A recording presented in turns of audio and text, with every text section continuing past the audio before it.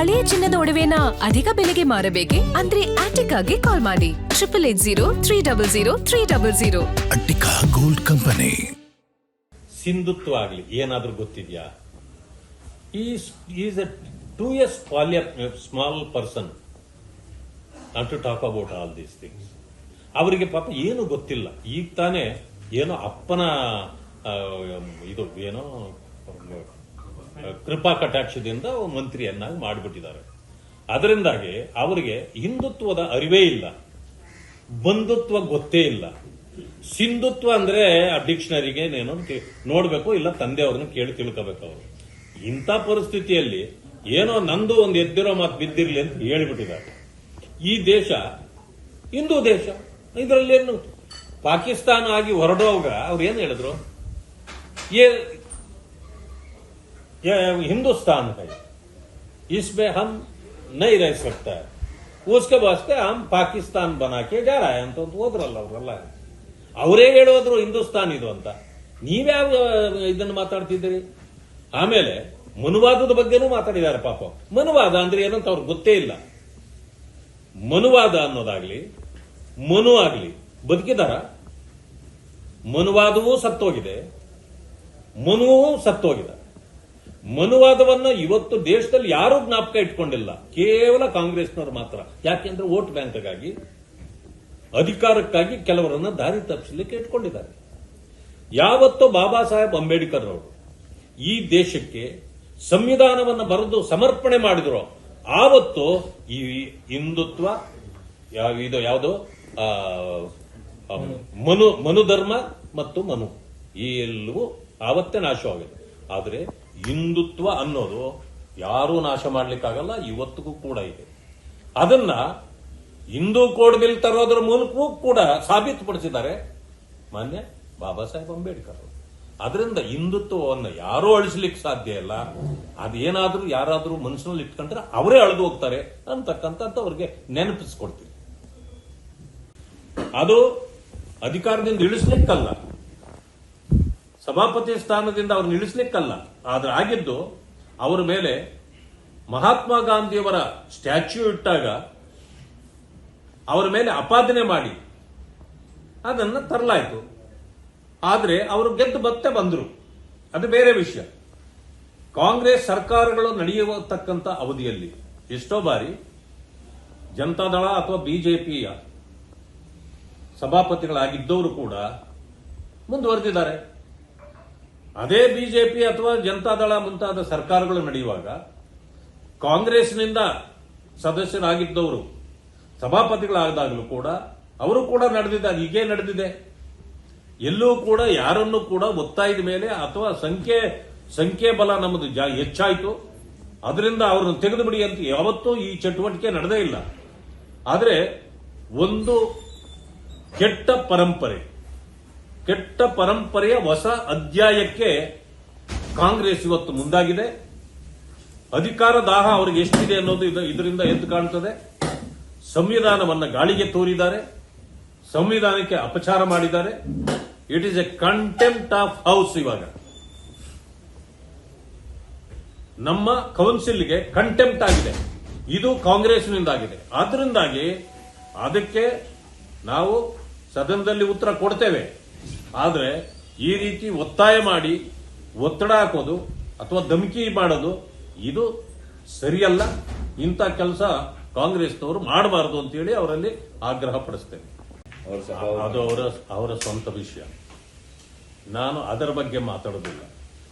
ಅವರು ಗಟ್ಟಿಯಾಗಿ ನಿಂತರೆ ನಾವೆಲ್ಲರೂ ಕೂಡ ಅವರಿಗೆ ಸಹಕಾರಿಯಾಗಿ ನಿಲ್ತೇವೆ. ನಮಗೆ ಹೊರಟ್ಟಿಯವರು ಬಸವರಾಜ ಹೊರಟ್ಟಿ ಅನ್ನೋದು ಮುಖ್ಯ ಅಲ್ಲ, ನಮಗೆ ಆ ಸ್ಥಾನ ಮುಖ್ಯ. ಸ್ಥಾನ ಗೌರವ ಯಾರೂ ಕೂಡ ಕಳೆಯಬಾರದು, ಅಸಂವಿಧಾನಿಕವಾಗಿ ಯಾರೂ ಕೂಡ ನಡ್ಕೊಳ್ಬಾರದು.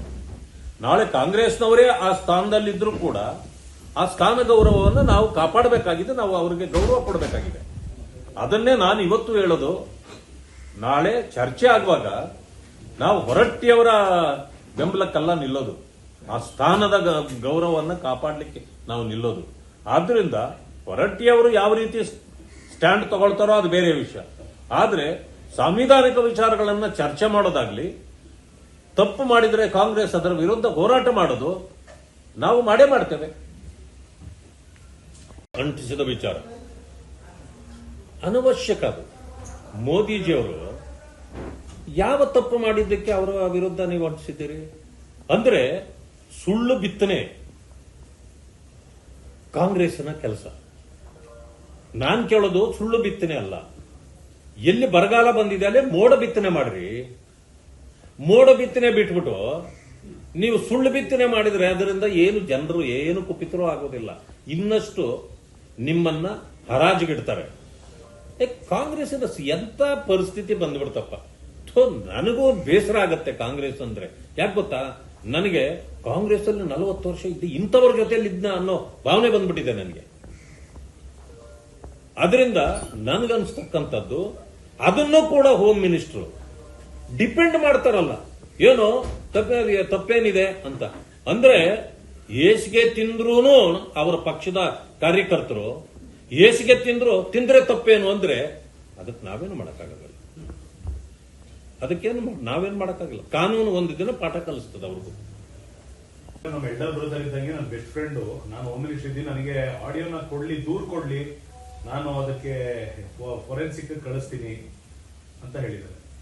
ಅಂದ್ರೆ ನಾನು ದೂರು ಕೊಡ್ಲಿಲ್ಲ ಅಂತಂದ್ರೆ ಅವ್ರು ಏನು ತಗೊಳ್ಳಲ್ಲ ಅಂತ ಆಯ್ತು. ದೂರು ನಾನೇ ಕೊಡ್ಬೇಕೇನ? ಸೊಮೋಟ ತಗೋಬೇಕ್ರಿ. ಹೋಮ್ ಮಿನಿಸ್ಟ್ರು ಯಾವುದೇ ವಿಷಯ ಬಂದ ತಕ್ಷಣನೇ ಅದರ ಸತ್ಯಾಸತ್ಯತೆಗಳನ್ನ ಅರಿತುಕೊಳ್ತಕ್ಕಂತ ಪ್ರಜ್ಞಾವಂತಿಕೆಯನ್ನ ಪ್ರದರ್ಶನ ಮಾಡಬೇಕು.